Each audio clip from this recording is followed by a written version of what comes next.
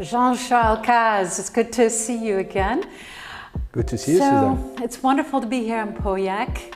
And I'm looking here, we're in the tasting room in the new cellars, and we've got this incredible view of the vineyards, the estuary towards Pauillac. You grew up here, so tell me, what is it that's special about this place? What's the identity of this place? Well, we're on the southbound of Pauillac. It's a place where I grew up. I have good memories of this place from a very young age, and especially during harvest time. We're on a high point of Pauillac. I think it's about 26 meters. It's not much, but it's very important because we're on top of a hill, which is the Plateau of Bages, which gave its name to the estate. And this is where comes most of our Grand Vin. It's the best plot for Cabernet Sauvignon. It's got gravel. It's got clay subsoil, it's got a view on the river, which means the proximity. That means also that it's an early ripening plot. And this is a very special place for all those reasons, but also because of the landscape and the views that are very special for the appellation.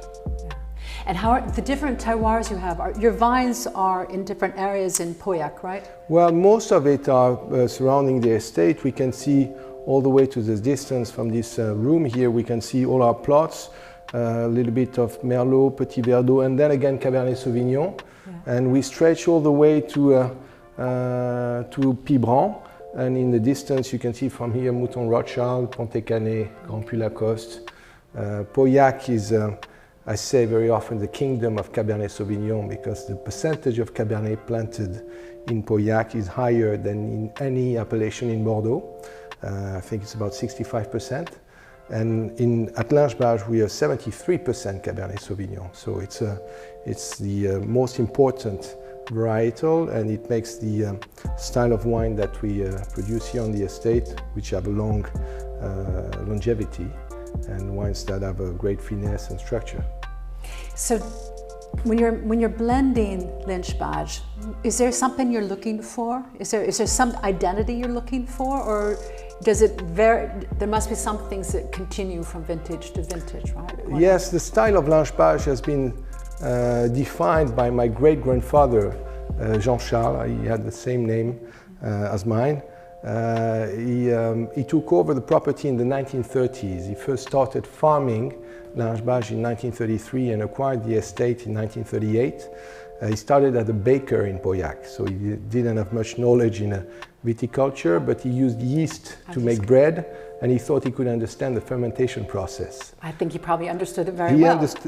He understood it good enough so he could take over Lynch Bages, and he made some very successful vintage in the 1950s by taking risk, by harvesting grapes rather late compared to neighbors. And at that time that wasn't that easy, because you could lose much of the harvest by taking those risks. And those bets paid off most of the time, and he made some stunning wine in the 1950s in particular. 54 was good, 55 was great, 61, etc., and so on. And then we continued making wine with a lot of extraction, making forward young wine, but with a great capacity to age. So I think the style of Lynch Bages is by being generous and opulent and quite open at a rather young age, but with this capacity to age very gracefully.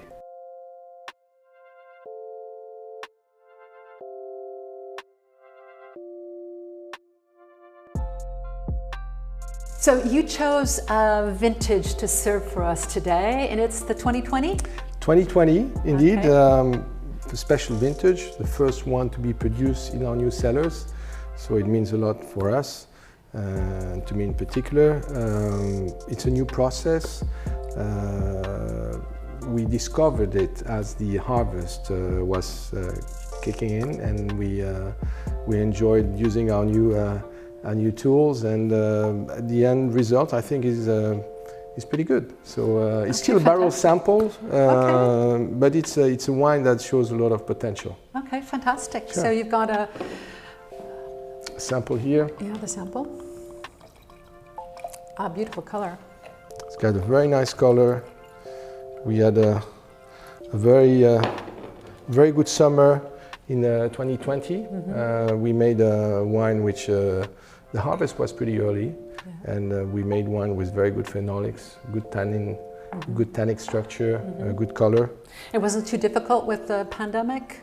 We had to take extra precautions to test all the pickers. It was a bit of a headache, but we managed to sail through the harvest before the second wave that came in France in late October, November. Right. And you have how many hectares to pick? We have 109.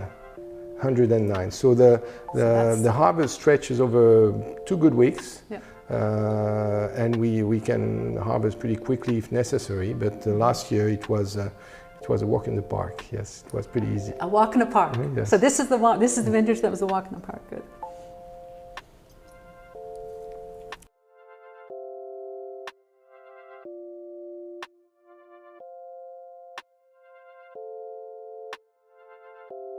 So this 2020 in the new cellar, what are we finding in the glass?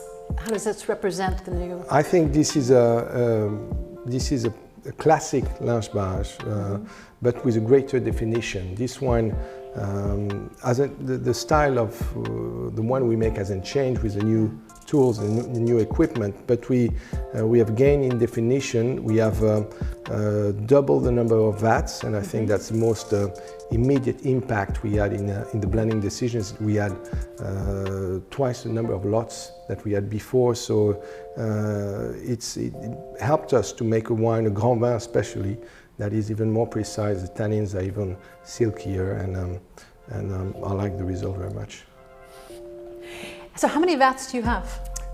80 vats. 80 vats, we all used to have different 40. Sizes? Exactly. We came back to the old gravity cellar that we used at Lynch Bages from the 1860s until 1975. After that, my father had built a new winery that we used until we came up with this one. And we pretty much copy and paste the old techniques of the 19th century, but with the 21st century equipment. So it's like Back to the Future at Lynch Bages.